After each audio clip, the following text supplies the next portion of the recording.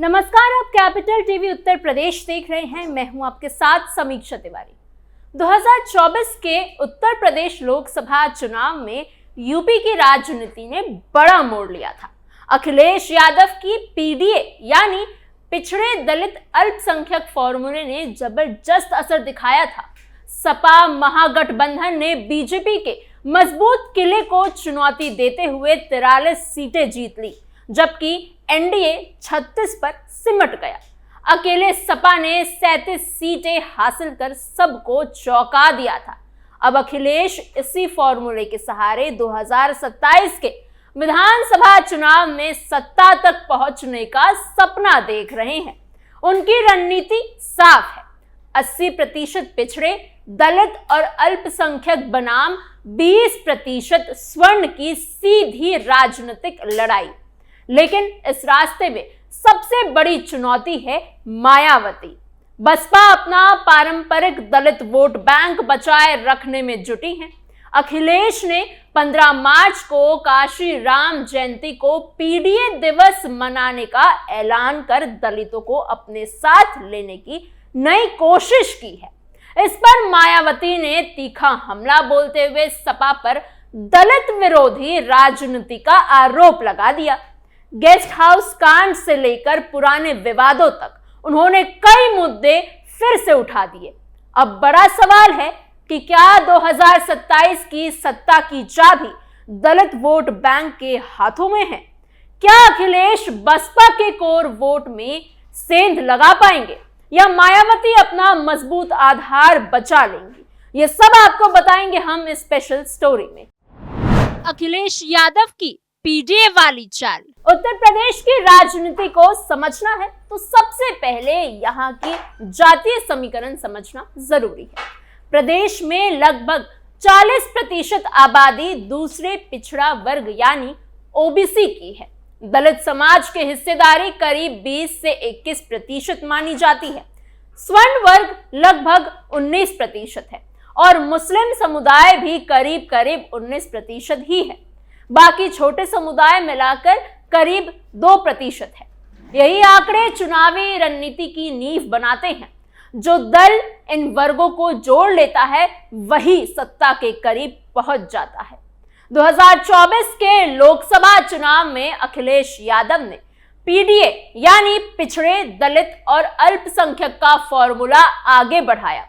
इस रणनीति का असर दिखा और सपा की अगुवाई वाले गठबंधन को बड़ी सफलता मिली। इसी सफलता को ध्यान में रखते हुए अखिलेश अब 2027 के विधानसभा चुनाव की तैयारी कर रहे हैं। 26 फरवरी को उन्होंने सोशल मीडिया पर पोस्ट कर 15 मार्च को काशी राम जयंती को पीडीए दिवस के रूप में मनाने का ऐलान कर दिया। उन्होंने लिखा कि ये दिन उस सभी महापुरुषों को समर्पित होगा जिन्होंने दबे, कुचले और वंचित समाज के सम्मान और बराबरी के लिए संघर्ष किया। सोशल मीडिया प्लेटफॉर्म एक्स पर पोस्ट तो कर दिया, लेकिन अखिलेश यादव ये लिखना भूल गए कि क्यों सपा के ही कार्यकाल में जब काशी राम का निधन हुआ था उस समय एक भी दिन का शोक घोषित नहीं किया गया। आखिर क्यों काशी राम और बाकी दलित और पिछड़े समुदाय के नेताओं के नाम पर जो शहरों और प्रतिष्ठानों के नाम रखे गए थे उन्हें सपा के शासन में आने के बाद ही बदल दिया गया? 2024 में संविधान खतरे में है का मुद्दा उठाकर विपक्ष ने दलितों और अल्पसंख्यकों के बीच एक भावनात्मक जुड़ाव बनाया। इसका फायदा सपा गठबंधन को मिला। ये भी कहा जाता है कि उस समय बसपा की कमजोर सक्रियता ने भी सपा को जगह दी। लेकिन जैसे ही बसपा ने 9 अक्टूबर 2025 को लखनऊ में बड़ी रैली की, सपा खेमे में हलचल बढ़ गई। उन्हें लगा कि दलित वोट फिर से बसपा की ओर लौट सकता है। इसी बैकग्राउंड में काशीराम जयंती को पीडीए दिवस बनाने की घोषणा को देखा जा रहा है। सपा चाहती है कि दलित समाज को ये संदेश जाए कि वो उनके संघर्ष और इतिहास का सम्मान करती है, जबकि सच्चाई तो किसी से छुपी नहीं है। दूसरी ओर मायावती ने इस कदम पर तीखा पलटवार किया। उन्होंने सपा पर दलित विरोधी राजनीति करने का आरोप लगाया। गेस्ट हाउस कांड का जिक्र करते हुए उन्होंने पुराने जख्म फिर से याद दिलाए। मायावती का कहना है कि सपा का ये कदम सिर्फ वोट पाने की कोशिश है, असली सम्मान नहीं। उनके बयान से साफ है कि बसपा अब अपने कोर वोट बैंक को लेकर ज्यादा सतर्क है और 2024 जैसी ढील नहीं देना चाहती। यूपी में 403 विधानसभा सीटें हैं। इनमें 84 सीटें अनुसूचित जाति के लिए आरक्षित है। राजनीतिक जानकार मानते हैं कि 84 सीटें सरकार बनाने में बहुत अहम भूमिका निभाती है। सरकार बनाने के लिए 202 सीटों का आंकड़ा चाहिए। ऐसे में एससी आरक्षित सीटों पर अच्छा प्रदर्शन किसी भी पार्टी को सीधा फायदा देता है। हाथरस, खैर, नकुड़, नगीना, स्याना, हापुड़, बिलारी, सफीपुर, मलिहाबाद और मछली शहर जैसी सीटें दलित राजनीति की दृष्टि से खास मानी जाती है।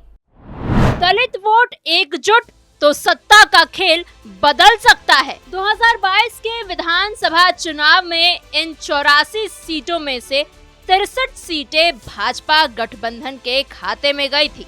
सपा और उसके सहयोगी को करीब 20 सीटें मिली थी, जबकि एक सीट अन्य दल के खाते में गई।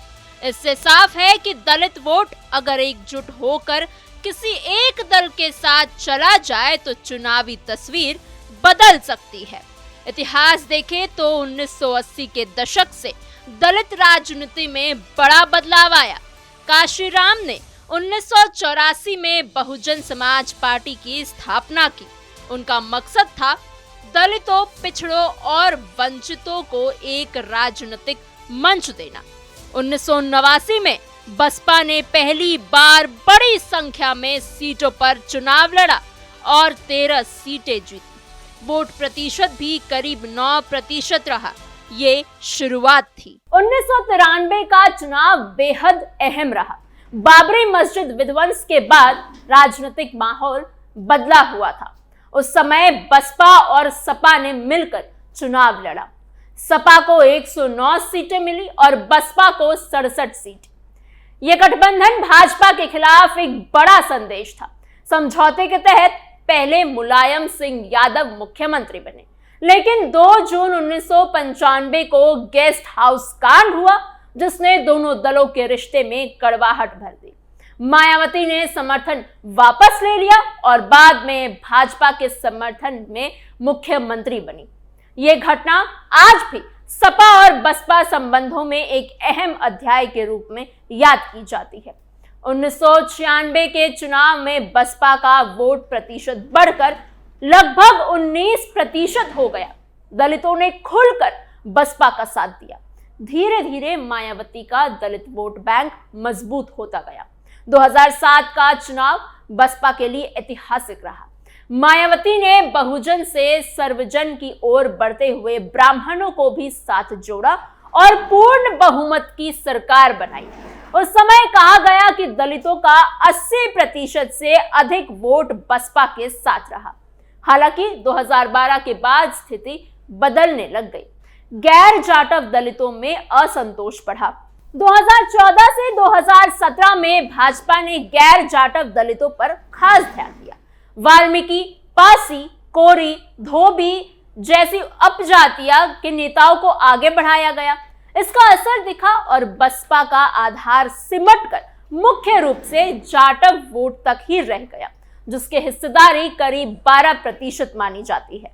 2024 के लोकसभा चुनाव में फिर से संविधान और आरक्षण का मुद्दा उठा। विपक्ष ने इसे बड़ा चुनावी मुद्दा बनाया। इससे दलितों का एक हिस्सा सपा गठबंधन की ओर गया। उदाहरण के तौर पर अयोध्या जैसी सामान्य सीट पर पासी समाज के उम्मीदवार को आगे कर जीत दर्ज कर दी। ये दिखाता है कि सामाजिक समीकरण सही बैठ जाए तो परिणाम बदल सकते हैं। दलित वोट पर सपा बसपा आमने सामने। सपा के प्रवक्ता कहते हैं कि 15 मार्च को पूरे देश में सेमिनार्स और कार्यक्रम होंगे वो काशीराम के संघर्ष को याद करेंगे और सामाजिक न्याय की बात करेंगे। दूसरी ओर बसपा का कहना है कि सिर्फ प्रतीक कार्यक्रम से भरोसा नहीं बनता, उसके लिए लगातार काम करना पड़ता है। राजनीति में याददाश्त भी अहम होती है। 2019 में सपा और बसपा ने लोकसभा चुनाव साथ लड़ा था। उस समय दोनों दलों ने पुराने विवादों को पीछे छोड़ने की बात कही थी। मायावती ने भी ये कहा था कि गेस्ट हाउस कांड के लिए अखिलेश जिम्मेदार नहीं थे, लेकिन गठबंधन ज्यादा समय तक नहीं चला। आज हालात अलग है। भाजपा भी अपनी रणनीति बना रही है। वो गैर जाटव दलितों और पिछड़े वर्गों में अपनी पकड़ मजबूत करने की कोशिश कर रही है। ऐसे में 2027 का चुनाव सिर्फ सपा और बसपा के बीच नहीं होगा, बल्कि त्रिकोणीय मुकाबला बन सकता है। एक बात साफ है कि यूपी की राजनीति में दलित वोट बैंक की अहमियत कम नहीं हुई है। 20% से ज्यादा आबादी और 84 आरक्षित सीटें किसी भी दल के लिए नजरअंदाज करने लायक नहीं है। जो पार्टी इन सीटों पर बेहतर प्रदर्शन करेगी, उसके लिए सत्ता का रास्ता आसान होगा। आखिर में सवाल सिर्फ सीटों और प्रतिशत का नहीं है, बल्कि भरोसे और नेतृत्व का है। उत्तर प्रदेश की राजनीति में दलित समाज ने हर दौर में बदलाव की ताकत दिखाई है। कभी कांग्रेस के साथ खड़ा रहा, फिर काशीराम के नेतृत्व में बसपा के साथ जुड़ा, बाद में अलग अलग चुनावों में सपा और भाजपा की ओर भी गया। इसका मतलब साफ है, दलित मतदाता अब सिर्फ भावनाओं से नहीं, बल्कि अपने हित, सम्मान और हिस्सेदारी को देखकर फैसला करता है। 2027 का चुनाव इसलिए भी खास होगा क्योंकि ये सिर्फ सरकार बदलने या बचाने का चुनाव नहीं होगा, बल्कि ये तय करेगा कि आने वाले सालों में सामाजिक न्याय की राजनीति किस दिशा में जाएगी। अखिलेश यादव की पीडीए रणनीति क्या जमीन पर मजबूत संगठन में बदल पाएगी? क्या वो दलित समाज को ये भरोसा दिला पाएंगे कि सपा के साथ उनका सम्मान और हिस्सेदारी सुरक्षित है? या फिर मायावती अपने अनुभव, संगठन और पुराने भरोसे के दम पर दलित वोट को फिर से पूरी तरह से अपने साथ जोड़ लेंगी?